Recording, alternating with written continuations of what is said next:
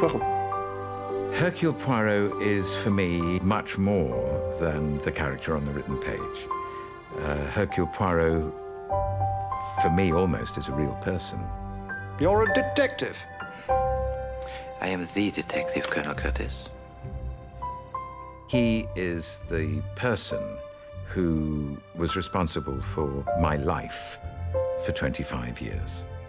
The truth, it has the habit of revealing itself. I've got to know him. I've lived him. No one can always be right. But I am. Always I am right. It is so invariable, it startles me. He's my invisible, closest and best friend. They have been good days.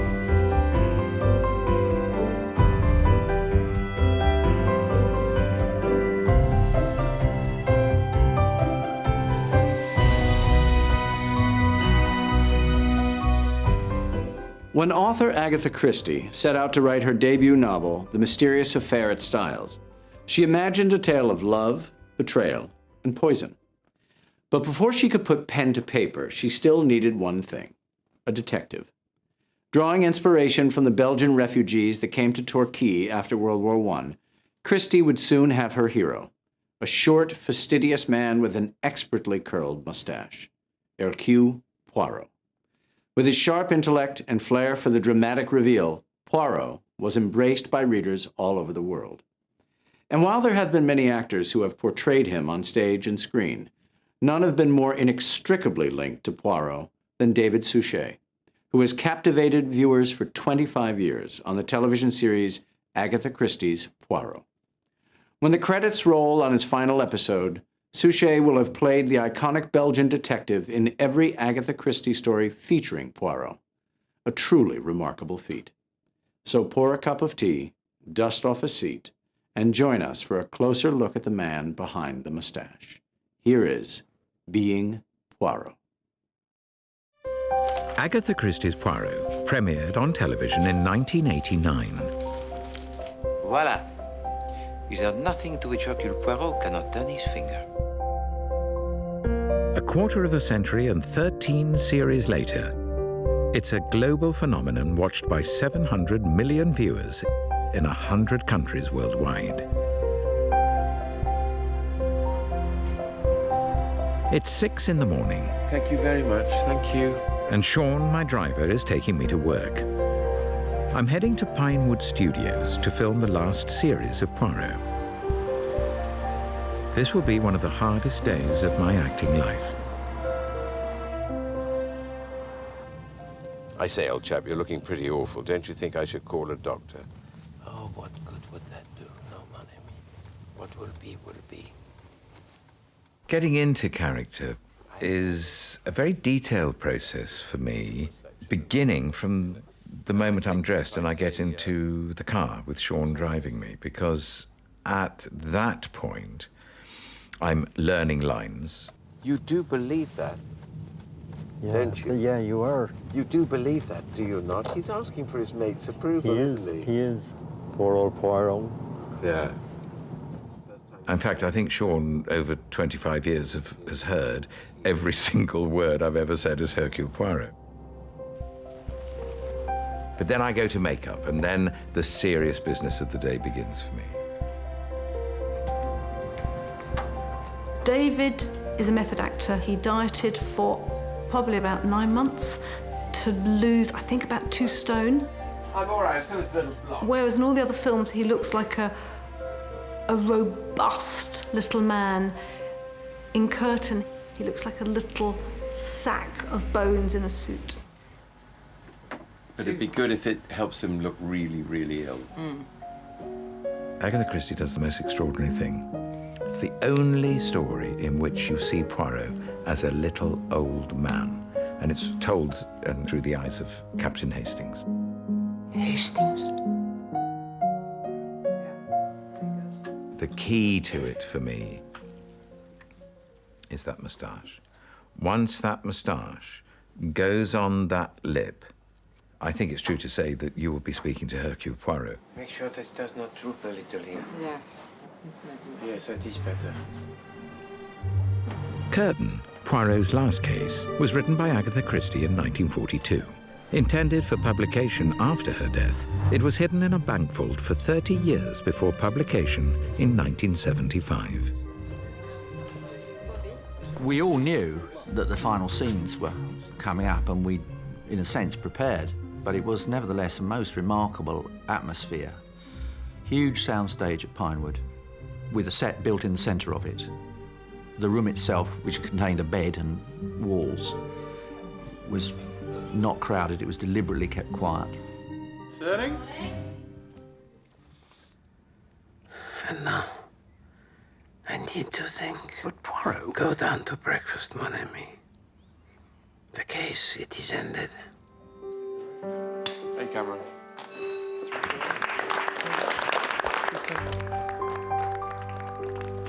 We talk about 25 years playing the same role, and it doesn't feel like 25 years. I mean, I know that I wasn't playing Poirot every year, and I've done theatre, and I've done other movies and lots of other televisions and all that in between. But it's been a commitment for 25 years of playing that role. Hercule Poirot has been the most important role in my acting career. You might think you know Poirot, but I'd like to show you what goes on inside those little grecelles. Along the way, we'll find out why this remarkable little man is so loved around the world. To begin to understand Poirot, we need to go back to the beginning. I am on my way to the seaside town of Torquay and remembering a visit I made 25 years ago. He said to me, I've been offered the role of Poirot. He said, what do you think? I said, well, I should take it. I wouldn't hesitate. I said, the only piece of advice I give you is it's going to change your life. And he said, oh, don't be so silly.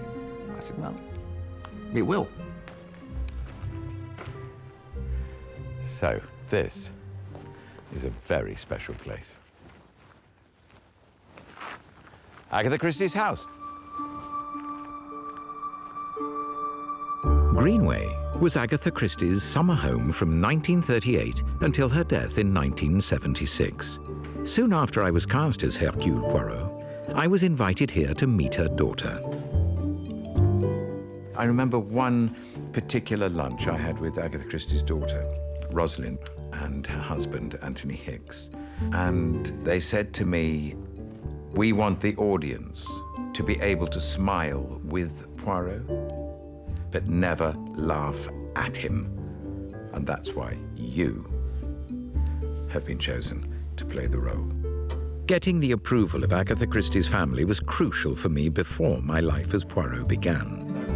Today, I've come back to meet her grandson, Matthew Pritchard. I first met you, what, it was about 1989, wasn't it? I think you were on approval then. That was 1987 when I was on approval.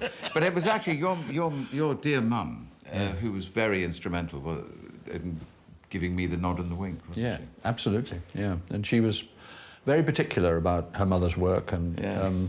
I think perhaps you're one of the few people who've met her standards. Here we are in Devonshire, where Poirot was actually born. How do you think he came to be? Well, of course, that was long before my time. Yes. But I'm told that a bus drew up in Union Square in Torquay, and out of it trooped a whole busload of Belgian refugees, one of whom was a little man who, surprisingly enough, David, looked a bit like you. Do you fancy a pint of beer, if there's any left? No, merci. I cannot yet bring myself to enjoy the English public house. My grandmother must have seen him, and she must have thought, well, there's my detective. Poirot was introduced to the world in 1920 as a World War I Belgian refugee in Agatha Christie's first book, The Mysterious Affair at Styles. Poirot was an extraordinary-looking little man. He was hardly more than 5 feet 4 inches, but carried himself with great dignity. The neatness of his attire was almost incredible. Ah, voila. As a detective, his flair had been extraordinary, and he had achieved triumphs by unraveling some of the most baffling cases of the day. The handwriting on this letter shouts your guilt. You are a heartless murderer. Because I never met your grandmother, only through the stories. What was she like as a person, though, Matthew? Well, the first thing I have to say is that you needn't have been in the least bit scared of meeting her, because she was the kindest, gentlest person you would ever hope to meet. And she was much happier in a family atmosphere, like here at Greenway. But if she was in a restaurant, she'd quite often have a little notebook in her bag, and if she heard an interesting snatch of conversation, she'd scribble it down in her own inimitable, illegible handwriting. And, you know, sooner or later, that little piece of information would be married to another little piece of information, usually in a different notebook. And, you know, hey presto, there'd be another Poirot story. Yes, yes, yes. Those cards in the middle there, the pyramid, is what Agatha wrote that Hercule Poirot used to do to meditate and collect his thoughts. Oh, really? Yes, build House of Cards. Right. In fact, in a number of the television programs, you'll see me as Poirot building exactly that. Oh. I can build a house of cards 7 stories high by placing one card on top of another with a mathematical precision. But I cannot find the last link in this so mysterious case. Agatha Christie could never have guessed that Poirot would become so famous, appearing in over 50 short stories and 33 novels. Oh, look. Now, is this a real one that she used? That is a real one. She would have taken this to the Middle East. She would have hammered out Death on the Nile, somewhere near the pyramids in Egypt, really? on something like that. On something like that. And in here, we have various little treasures. This is a tiny little photograph of my grandmother and my mother on the right-hand side, a rather younger version of me. Yes. And then we also have a picture of my grandmother herself as an auxiliary nurse in Torquay in the First World War. The more I know about Agatha, the more I learn about her, that she was such a warm, generous, lovely person. I just hope she would have liked what I did, that's all. She was very honest, very candid indeed. Today, Agatha Christie is revered in Torquay. I believe the local museum even reserves a place of honor for her most famous creation. Oh, I didn't believe it. I knew some things were coming here, but I didn't know what it was, and it's my flat. My flat. It's Poirot's flat. Look, my desk. It's amazing seeing all this, and I know that this is the public's domain now. I feel so possessive about it all. Because I could sit here like this, you see, and I know there's a camera there, but now, action. I could be filming Poirot. And there's my coffee table. That's my radio. You see, I'm still using the word my. It's got nothing to do with me. I can't pay a visit here without loaning something very special to the museum. Hello, Cole. Hello, David. Hello, it's nice to see you. Hello, lovely Amy. to see you as well. Very nice to see you. La la. Fantastic. Take it out. That's absolutely beautiful.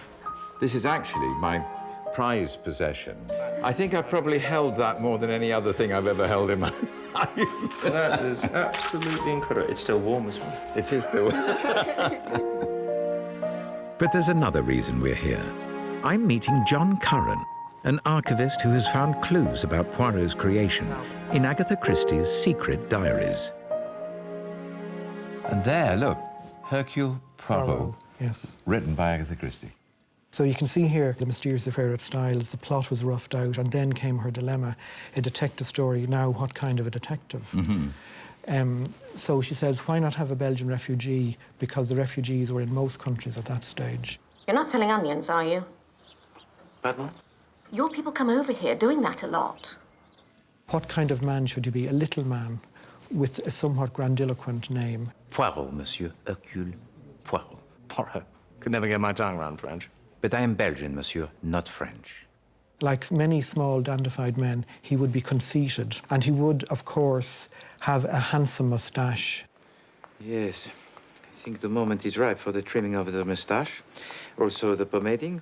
And what about Agatha's own relationship to the man himself? Well, that became a bit fraught as the years went on.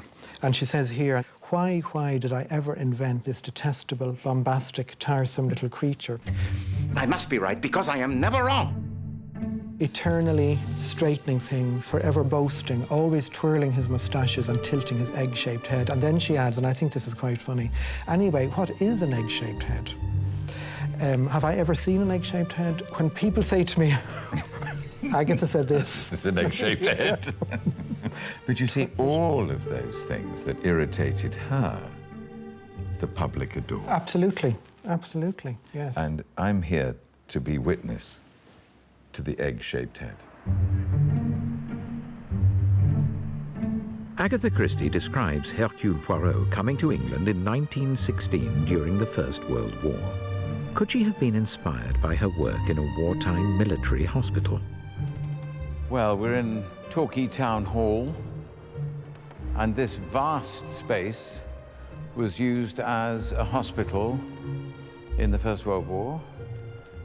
And Agatha Christie was actually a nurse here. And of course, all her knowledge as a nurse and dispensing nurse as that would cover poisons and drugs and everything that she would use, not only in her Poirot stories, but in all her other stories as well. This is where it all could possibly have been born. So in a sense, we're in the womb of creation here, that unknown that she would be creating a character called Hercule Poirot. It's extraordinary to think that David Suchet could be standing in the room where, nearly 100 years earlier, Agatha Christie might have been inspired to create the brilliant detective that would define Suchet's career. Poirot is a character who approaches the weighty issues of morality and justice with a quirkiness that endears him to millions. Because while he's admired for his great intellect, it's his very human foibles that connect him to his audience. On our next stop, David Suchet takes us to London and the set of Agatha Christie's Poirot to see just what it takes to create a faithful adaptation of such a beloved character. From the cast, to the sets, to that unmistakable opening theme. And we are also treated to a rare glimpse inside Suchet's own painstaking process for becoming Poirot. In 1920, Agatha Christie put Poirot on the page. Soon, he was to become a star of stage and screen. Good evening, everybody. This is Hercule Poirot.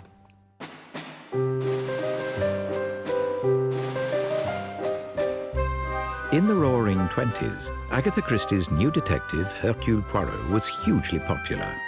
After only 4 books, he was set to appear on the London stage. I wish I could get into Doctor Who's TARDIS and go back to sitting in a London theatre in 1928 and witnessing for the very first time that the character of Hercule Poirot came to life, performed by Charles Laughton, one of the greatest actors that we had in those days, performing in a play called Alibi, which was an adaptation of the glorious novel, The Murder of Roger Ackroyd. It was just like the detective of the novel walking into the room.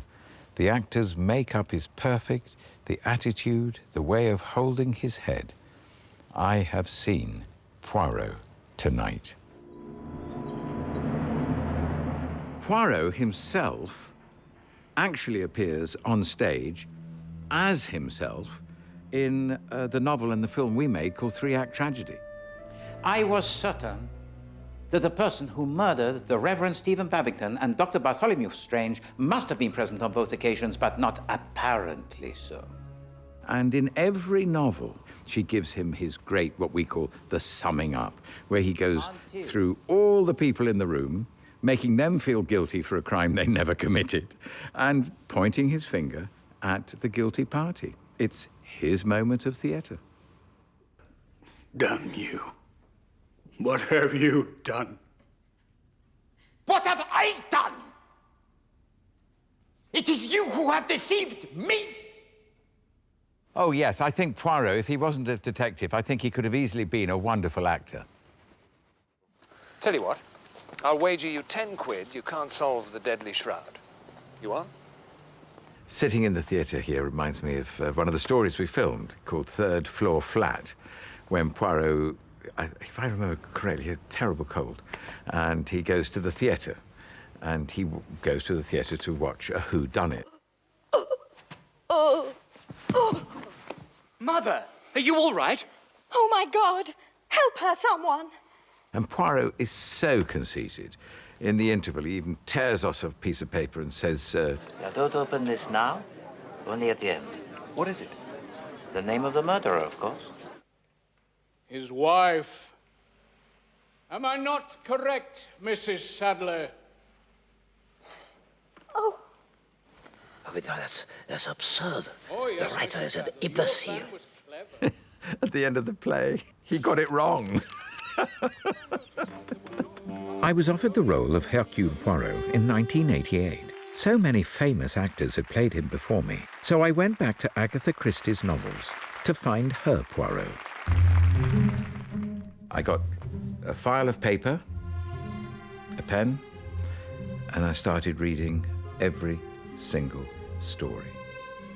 But I've never seen this little creation of Hercule Poirot portrayed as he was written in the book.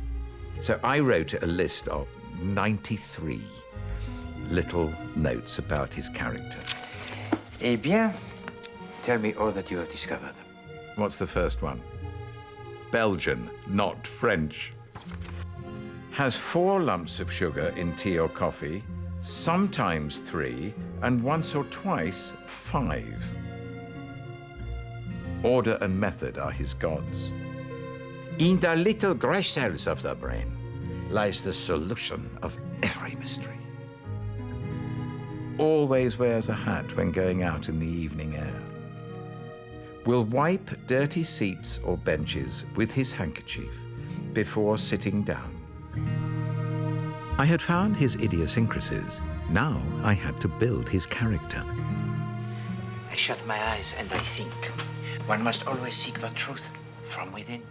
For me, it's the voice. Poirot is not really connected with his emotions. He's connected with his head. And therefore, I decided to give him a head sound. So, I could be talking to you as David Suchet. My voice is coming up from my emotions. Now it is in my mouth, and now it is going higher, higher in my brain, and I will put on his Belgian-French accent, and then I will speak as Hercule Poirot. Chief Inspector, you really ought to look to your elocution. Swipe me, there's nothing wrong with my lingo. But something was still missing. I went back to the books and found the final piece of the jigsaw, his walk. Poirot crossed the lawn with his usual rapid, mincing gait within his patent leather boots. Having found that, of course, I then had to learn how to do it. And that's the walk that became synonymous with my Poirot. Whitehaven Mansions, if you please. The same level of care went into the whole look of the television series. Here, in London's Charterhouse Square, the production team found the exterior location for Poirot's home. I really do love coming here. This is, of course, where Poirot lived. The name of the block in the book is Whitehaven Mansions, and he chose this particular block of flats, not because of its location or anything, but because it's symmetrical, and that for Poirot was la crème de la crème. I've come here to meet Poirot's first producer, David, how wonderful to see you. Brian Eastman. Well, this is so strange because I don't know whether I'm coming back into one of our sets or the real place, and of course this is the real place. But the set was based on it, wasn't it? Yeah, well, it was based on... But it was a decision, wasn't it, to have everything set in the 30s? Yes, because she wrote the Poirot novels over a period of about 60 years. And I felt that it was very important for a television show that we should be rooted in one particular era. And in the end, I thought, well, I'm actually going to root them all in one particular year. Yes. Dress them like 1936. course, this isn't our flat in the set. I mean, this is the real flat in this building. We used the outside of one of these flats. Which one was it there? Well, I remember we always used to count down from the top. 1, 2, 3. And that's that one, isn't it, with the vertical blinds? I think that was the one. Mr. Poirot, Mr. Poirot. Yes, Miss Lemon, yes. There's a letter, sir. A letter from Eliza Dunn. There! And the wonderful thing that I felt that you did was you managed to capture the peculiarities alongside the lovability. And I think that is why people love him. But I had a wonderful team of actors around me, didn't I? That I was able to play off, and they were able to have their own life and their own worlds. Good heavens. Hugh Fraser as Captain Hastings. You think, oh, Hastings, he's a bit of a dunderhead. And you know, maybe he isn't the brightest, but Hugh brought a fantastic intelligence to a man who apparently didn't have much. Well, if you don't want it on the sideboard, where do you want it? It's the smell, Hastings. It does not seem to fade. Oh, it's early days yet, Poirot. I gave him a bit of a spray with some cologne yesterday. Whose cologne, Hastings? Well, it was, I'll just... Right. Hastings, sir. And Inspector Japp, Philip Jackson, who is always bested by Poirot. Right, who's the victim? And Miss Lemon, Pauline Moran, just brought that beautiful eccentricity to it. Abduction, addiction, adultery, see also under marriage. Bigamy, see also under marriage. Bombs. See also under marriage? I know from the mail I get and from how people react to the series, it's not just me, it's the whole look. It's production values, the props, the locations, and I couldn't have been given a better place to live for the man I played. There was one other element that played a crucial role in creating the mood of the series. I've come to meet composer Christopher Gunning. See all your BAFTAs up there? Well, one of them is for a programme called Agatha Christie's Poirot. There. There you are. If I just hum, dun, da, dun, da, dun, dun, dun, they say Poirot. But you know, David, you know, one of many extraordinary things was that I presented Brian Eastman with 4 different tunes. And he rang up the next day and he said, well, I've listened to all 4 of them and number 4 is my favourite. Wow. And I was mighty disappointed because number 1 was mine. Why do you think I put number 1 at the beginning? Yes. And I can still remember it, actually. Right. It went like...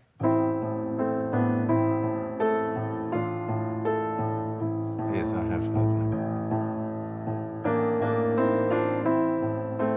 Da, da, da, da, da. It went something like that. And that was my clear favourite, but Brian didn't even give that a thought. And of course, he was right and I was wrong.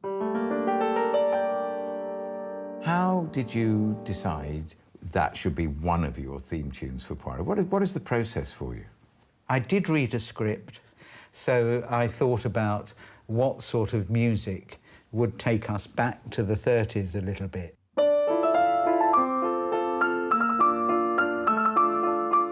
And I phoned Brian and asked, and he said, no, I'm getting terribly negative reactions to the music, Christopher, and we're going to have to start again. So what I did was to darken it all, and I moved it into G minor, so the alto saxophone could now play it in that register, and the accompaniment could be down here. And immediately it has a sort of gravitas that it didn't have when I was fiddling around up there. Yeah.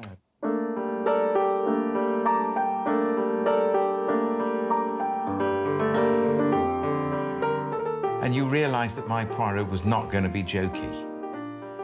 Well, I thought it was still going to be fun at times, but I thought mostly we were going to chuckle with him rather than at him. Because that's exactly Rosalind Hicks, Agatha Christie's daughter, said to me We don't want people to laugh at Poirot. No. We must smile and laugh with him. And that's what you've just done. Yeah. No, well, that idea was central to my thinking. Unbelievable. I'm sure it was. That music, along with many other elements, defines the series. I wonder how long it took David Suchet to read through every Poirot story while creating his list of 93 little notes. 30 novels and over 50 short stories is quite an undertaking. With that kind of dedication to the role, it's easy to see why he was handpicked by Dame Christie's own family. Certainly, there is no mystery there.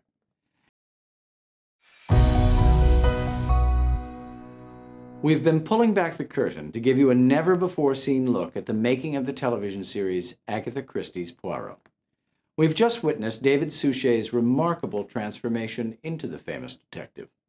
By carefully adjusting his appearance, his voice, and even his walk, Suchet is able to disappear entirely into Hercule Poirot.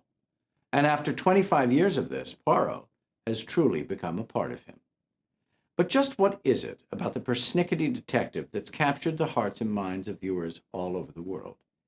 David Suchet heads to Belgium to find the answer. As for me, my money's on the moustache. But what made Poirot such a popular character around the world?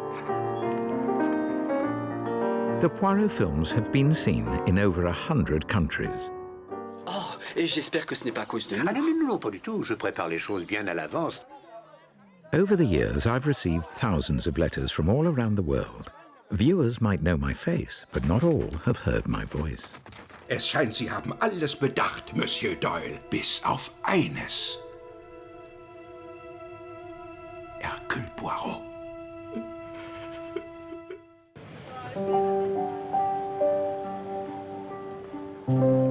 I had no idea Poirot would be so big outside Britain.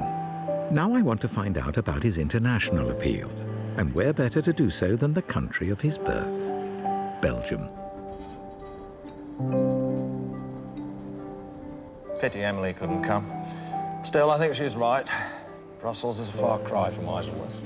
Her loss is my gain. Ladies and gentlemen, welcome on board this service to Lille and Brussels. We will be... One of the aspects that really link us, Poirot and myself, is that both of us are, in a way, outsiders. Although I was born in England, most of my family on my father's side were from Lithuania. I certainly don't look like a typical Englishman, and that was Poirot as well. In all the stories, he's portrayed very vividly, but we know very little about his past. We know that he came to England retired, head of the Brussels police force, but we know very little about when he was a policeman there. Well, Poirot, how does it feel being back in Brussels again after so many years? In the eye of my mind, Chief Inspector, I have never left. Well, here we are. Most beautiful square in the world. Ah, it's fantastic. Look at it. The Grand Square in Brussels. I can actually remember filming here the chocolate box. And yeah, I played chess in this square. I remember that. The Chocolate Box was the only Poirot story that took us back to his past as a police officer in Brussels. Checkmate. It's told in flashback, so I had to lose over 20 years with the clever help of makeup and a hairpiece. I'd like a box that I can fill with chocolates, please. There's a murder, of course, and Belgian chocolates appear to be the cause of death. Of course, what we have to remember is that the chocolate might have tasted nice, but you wouldn't have lived very long to savor the aftertaste. My duties as a junior police officer involved my regular attendance at the court of the coroner. And you agree? The death of Paul Derola was treated by all those concerned as a matter of routine. Where I am now is in the Palace of Justice in Brussels. And of course, Poirot would have been very familiar with this place because this is the High Court. This is the highest court in the land.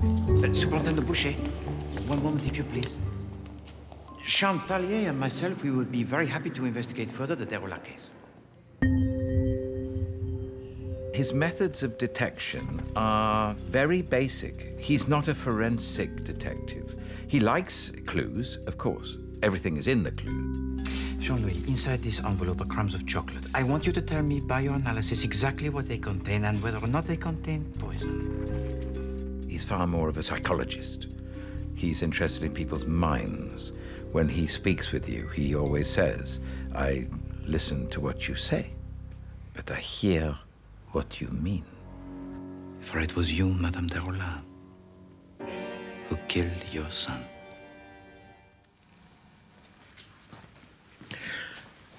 I like this cabinet. It's not because I'm ghoulish or anything, but this is a typical Poirot case. Now, this woman in the pictures is called Widow Becker, and she is one of the world's most famous serial killers. She poisoned people with digitalis. Well, now, Poirot would know all about digitalis. He's very familiar with it. A poison from the plant foxglove.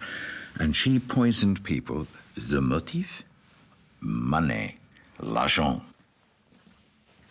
Well, here we have the typical French-Belgian method of execution, the guillotine. The capital punishment stopped in Belgium late 18th century, but in England, of course, it carried on while Poirot was capturing criminals, and if they were found guilty, they were hanged. This room is full of pictures of police officers, and the thing that really catches my eye is, of course, the moustache. And here we have a typical example of, well, so many police officers wearing moustaches at a time when Poirot would have been around in the Brussels police force. Agatha Christie describes his moustache in about 30 different ways, but it's always beautiful, and it's sometimes curved, sometimes it's straight out, but whatever it is, and however beautiful these moustaches are, that Poirot's was the finest in the world. In over 70 stories, Poirot solved many intriguing cases, but there was always one great mystery that eluded him. The mystery that even I, Hercule Poirot, will never be able to solve. The nature of love. I get lots of mail and people talking to me about Poirot's sexuality. Why is everyone so afraid of sex? Why hasn't he married? Does he fall in love? Where's Poirot's romantic interest? In Chocolate Box, Poirot found the killer, but lost his heart to his client, Virginie Ménard. I hope I haven't made things awkward for you, Hercule. And Poirot really becomes very attached in an emotional way to Virginie. Perhaps this will say it for me.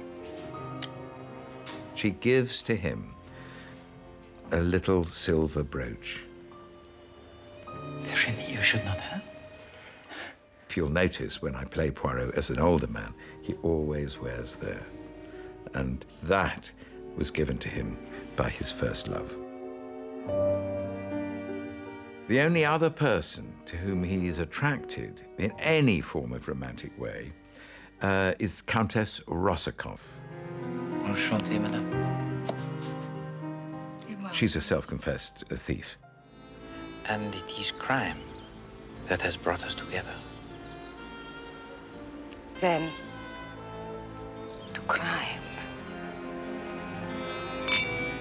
Well, he does. He lets her off. He doesn't report her or anything. I won't forget you. He would love to have been married, but he knows himself. No one could put up with his own weird eccentricities as a person.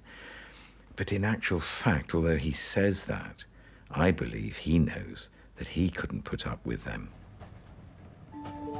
Poirot was a lonely man, but what he does with his life is solving crimes. You got it wrong, you bloody little frog.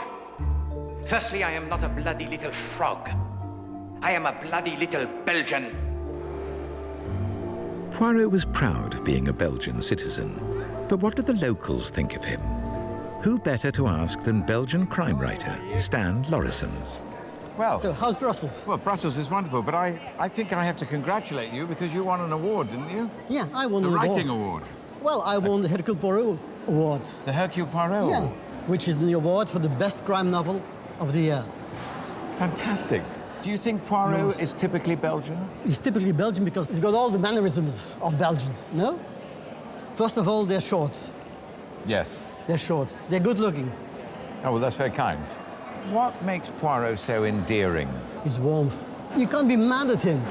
Do you get that from the page? Yeah, yeah. That's what I found. Yeah. You're speaking of Poirot as though he was a real person. He is. He is. Who says he's fictional? Because every night, at home, anywhere in the world, there you are. You made him a living person. And that's your fault. Mon mari me disait, il disait Hercule Poirot. Je dis non, c'est bon. That's why people embrace you in the street, take photographs. Say, hey, here he is, Poirot, look, Poirot. So why are you a crime writer? That's a really, really good question, yeah? I was in prison. You were in prison? I was in prison. What were you in prison for? For fraud. What sort of fraud? I was selling fake paintings. Do you think you could commit a crime that would fool Hercule Poirot? I'll try. You're going to have a go? Yeah, why not?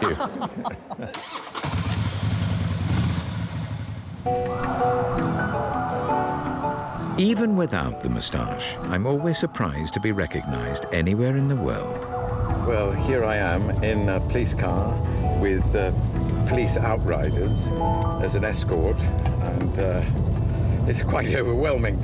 Apparently, I'm going to meet somebody very important, has to be important for this sort of welcome. Beautiful, isn't it? Yeah. Beautiful building. In fact, I've been invited to meet the mayor of Brussels and the chief of police. We're going to find out what they think of Belgium's most famous detective. Hercule Poirot. Mayor Tillemont. My sir. I say to Back you. home, are you? Would you have liked Hercule Poirot here now? Yeah, we need him. You need him? Yeah. But with a moustache. That can be arranged. That can be arranged. That can be put in the post. Can we? What do the Belgians think of Hercule Poirot? They were proud because he solved matters the English couldn't solve. Yes. And your accent was not too bad. Thank you. I wondered... I'm very nervous meeting you to say... I mean, you could have said it was terrible and we're on television, you know. What can I do? Thank you very, very much, and you've given me such a lovely way. It's a great honour to be here, seriously. My pleasure. Thank you, Chris. They take Poirot to their hearts. And, you know, Agatha Christie is widely read here, and Poirot is one of Belgium's sons.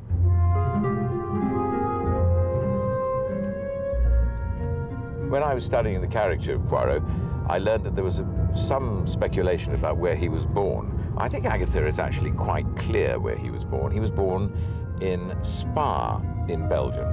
However, I'm on my way to a town that has claimed him, in a sense, to be one of its sons. There's something distinctly odd about the small town of Elizelles, 30 miles west of Brussels. They like to think that Poirot was born here. There he is. Local historian Pascal Hyde can even show me a birth certificate to prove their claim. So, look, here we go. Here is the birth certificate. Extrait de naissance d'Hercule Poirot. Here you have the name of your father. Yes. Jules Louis Poirot. Oui. And you have Godlieve van Pré, your mother. This is wonderful. It is absolutely extraordinary. There is my birth certificate. Born in Elzelles on l'Avril the 1st, April Fool's Day. Some Belgians might dispute the actual place of Poirot's birth, but there is no question about his commitment to his faith. What's interesting for me is that Agatha Christie makes him, being Belgian, Catholic. So he is a religious man. There is nothing in the world so damaged that it cannot be repaired by the hand of Almighty God. He believes that le bon Dieu the good God, has put him on this earth to rid it of crime while he is still alive and able to do so. So part of Poirot's character is, in doing his job, he's actually serving God.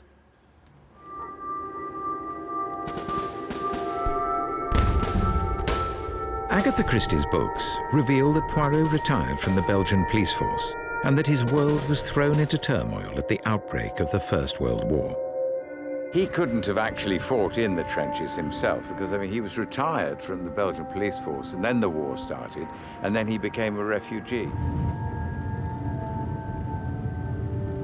At last, I was due to retire. There came the war. I was injured. I came, a sad and weary refugee, to England.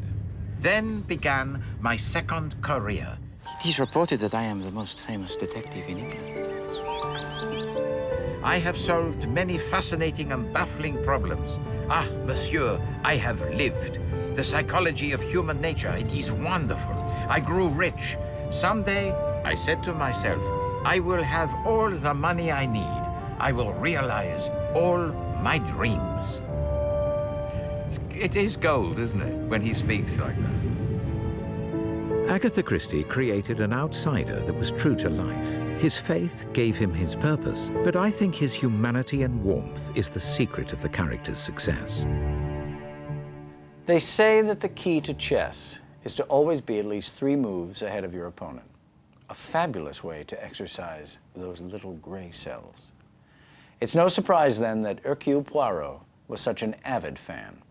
The game is featured quite prominently in the series. In fact, one murder even involved an electrified chessboard.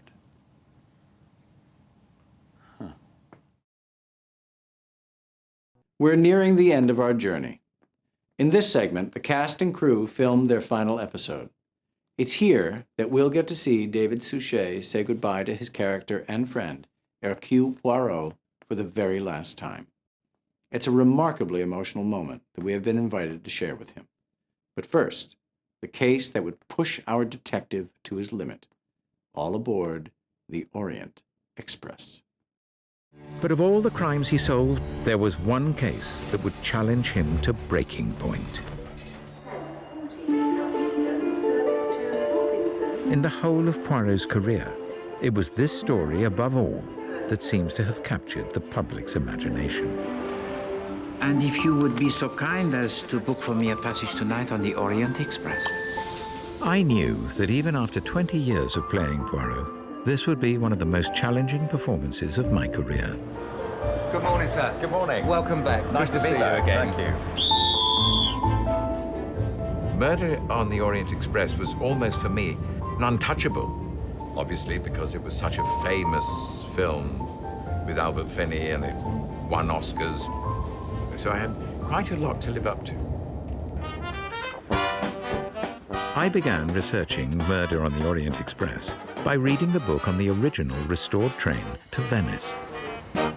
Now, I'm going back to relive Poirot's most dramatic story and meet some old friends. It's such a pleasure to see you again. In 2008, I set out to make Murder on the Orient Express, a story about a very brutal murder, and I wanted Poirot to be as faithful to Agatha Christie's novel as possible. Oh, my goodness me. I'm back home. Well, welcome back home. It was an extraordinary experience to have been on the train before I made the film, because I used that in the making of the film. The Murder on the Orient Express, Albert Finney's, was a wonderful film. We had a different take on it. We took it much more seriously. In fact, the actual tone of the book is serious. I think the story has become legendary because to have 12 murderers, judge, jury, and executioners, was an extraordinary invention of hers. In the story, the train becomes stationary because of an avalanche. To be stuck inside this narrow tube made it very claustrophobic. That was the brilliance of her story. So, the guilty 12. Where I am now is where the big summing up took place, and this is where he makes his big reveal that not one person among them was the murderer, but they were all guilty of putting in the knife. No, you behave like this and we become just savages in the street. Where juries and executioners, they elect themselves. No, it is medieval. The rule of law, it must be held high. And if it falls, you pick it up and hold it even higher. Being here by this window reminds me very, very much indeed, takes me right back to a great scene with the wonderful actress Jessica Chastain, who, right towards the end of the film, she brings Poirot a morning cup of tea when she tries to instill upon me the way I should go, the way I should judge this case and what I should do. When you've been denied justice, you are incomplete. It feels that God has abandoned you.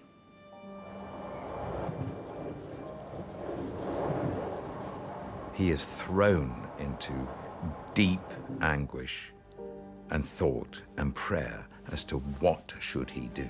Even though he may sympathize with the crime, is it his right to let them go? Or should he do what he knows his faith would tell him to do?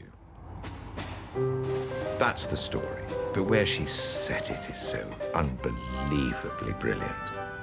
It was lovely to be on the train and in the carriage that Hercule Poirot slept in. Le filet de bœuf.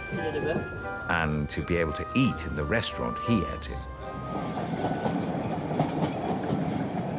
It's really been a journey of discovery for me, even though I've played him for all these years. And we're ending where probably the most iconic story is set, which is here on the Orient Express.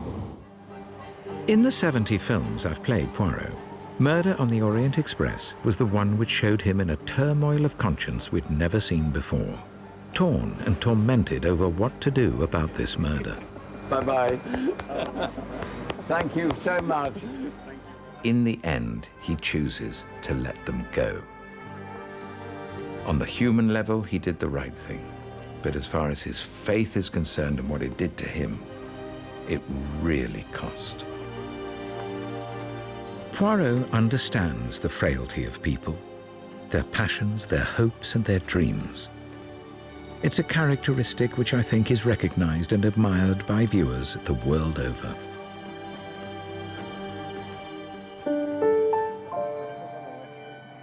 Orient Express was one of my biggest challenges as Poirot. Now, 5 years on, I'm on the set of Dead Man's Folly. Good morning. How are you? Fine, thank you.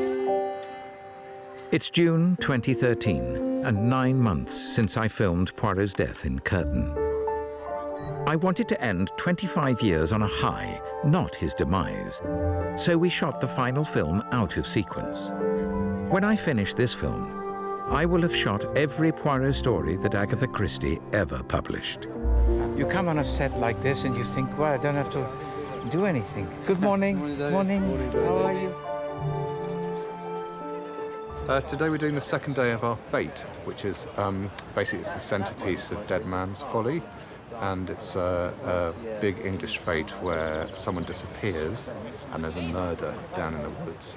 And a murder hunt would be awfully convenient if you wanted to conceal a murder, wouldn't it? But a murder, madame, requires a victim. So who is this victim? This is what we must discover. Moving on, we're just going to do a shot from scene 34 while the sun's out. From Teletent. Yes. Which we saw you go into last night, and then there's a little scene in there, a few cuts around, and then... I come out to meet the Dutch girl. 80 Saquon, I'm Mark. Background action and action! I think the enduring power of Poirot is obviously centres on David's performance, but it's also careful casting, very good direction, brilliant art direction, excellent locations, and a great deal of thought. go in to make it the package that becomes Agatha Christie's Poirot.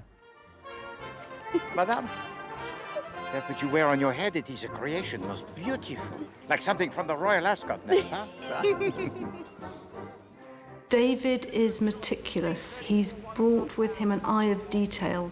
We have never been allowed to let our standards slip because David would pick us up on that. Then when I do the summing up, it makes the point for those viewers watching it. Let's do that again in the two-shot then. Okay. Do you mind? No, I was actually... David is a proper method actor. He becomes Poirot. I think there are many aspects of Poirot about his character that join me as David Suchet. I mean, yeah, I'm also tidy. I hope I'm not obsessive compulsive or whatever they call. But there are areas of Poirot that are similar. Hello. David, how very nice. Big welcome to you. Thank you. I'm a very passionate man. And Poirot has passion, but passion with his brain, not with his body. Oh, it's an honour to work with David again, and it must be an extraordinary experience for him. And for his family, I have to say. I think the big shout-out goes to the family, I've got to say, living with Mr. Poirot for 25 years. Lady Stubbs, have you seen Lady Stubbs? Have you seen my wife, Lady Stubbs? Has anyone seen Lady Stubbs? In some ways, it's a farewell to the character. I don't know. I think we're all kind of anticipating the last day and how emotional that might be. Agatha Christie's summer home provided the inspiration for Dead Man's Folly. So as a wonderful tribute to Poirot's creator, we have come to Devon, where my final shot will be filmed. I think it's a lovely way to end the series here. No, I feel pleased for David as well to have shot all of them and to have adapted all the novels, which I know is very important to him. It's a triumphant day. I won't see it in any other way as well. I won't. It's emotional, of course it's emotional. I won't pretend it's not emotional, but I feel very elated. Happy. They're filming the very last scene of the very last story of Poirot that will ever be made, with David Suchet playing Poirot. Et voilà. It doesn't feel like 25 years. If I look back, it's really my children growing up, my family, it's a quarter of a century of my life. And suddenly it's over. I think it's the fact that he has applied utter dedication to one role. Most actors do a role, put it down and walk away from it. David has never put it down. C'est bon. Merci. 515, take one. Hey, Mark. David's legacy is to have given the world a character that they could never forget. To bring to life someone who's entertained people around the world for 100 years, and to stamp that character into all our imaginations. And that legacy on television will never fade. Ladies and gentlemen, that is a wrap of Poirot after 25 years.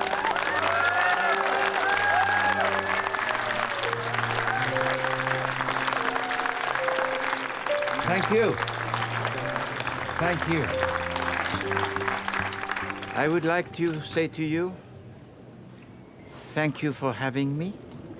I have enjoyed all the little adventures that I have solved, and I will look forward to seeing you sometime again in the future.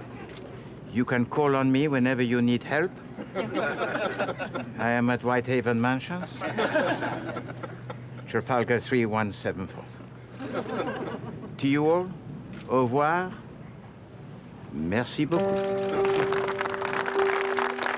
I really do look back with great thankfulness to be given that role and have allowed me the privilege of playing him over a period of 25 years.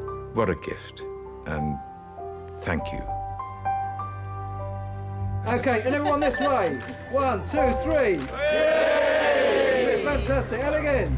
1, 2, 3. Yay! Brilliant. Wonderful. Well done. It seems that not even death can stop Hercule Poirot. It was just announced that the character will be resurrected for his first novel in nearly 40 years. And now, it appears that we have reached our own summing up. We've followed David Suchet around the world and back again, and seen his lasting legacy.